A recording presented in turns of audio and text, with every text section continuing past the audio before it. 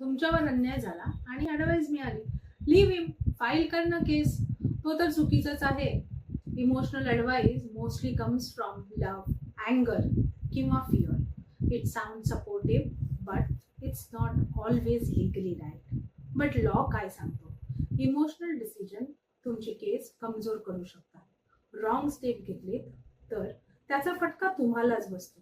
Legal advice is professional. It's based on law, not on feelings. तुम्हाला कायद्याने काय हक्क आहेत आणि काय करता येईल हे स्पष्ट सांगणारं मार्गदर्शन म्हणजे लीगल ॲडवाईस.